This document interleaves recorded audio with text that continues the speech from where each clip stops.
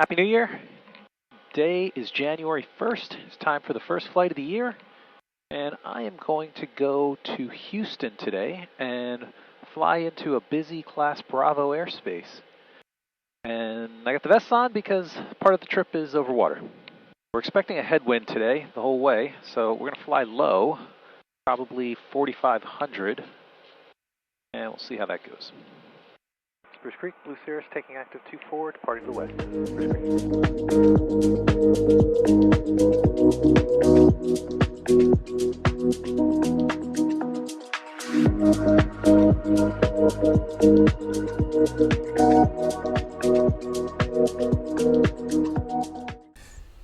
The start of the flight was completely uneventful, other than a pesky headwind that had me flying much lower than usual, between 4,500 and later even as low as 3,400 feet. Then, as I got out over the water near the Heaven intersection, that's when my Alternator 1 decided to give out. We're over the Gulf of Mexico, and I get an Alt 1 indicator. So that is a problem. Alt 1 is the number one alternator. The thing we do when something like this happens is we go check our checklist. And there is a checklist in here for the Alt 1 caution light. So that's what I have, is the Alt 1 caution light.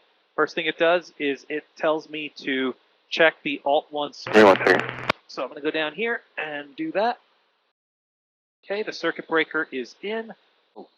Next up is the Alt master switch. It says cycle it, so we'll turn it off and turn it back on. The indicator is still there. It's still doing nothing. So it looks like the alternator is dead. We will check that. Now, next is turn the master switch off and start shedding load. So the basic concept here is anything that's not essential, you want to turn it off. So I'm going to turn the air conditioning off. I'm going to go down to the yaw servo. And the landing light is off. And I'll unplug my iPad here and then continue flight, avoiding IMC, or night as able. And that is good because it's daytime and beautiful clear blue sky. So that is the checklist. I have not declared an emergency because this is not an emergency. According to the POH and the IFOM, this is an abnormal situation. But we're going to treat it that way. This is an electrical situation. It is not an engine situation. All the engine gauges are in the green.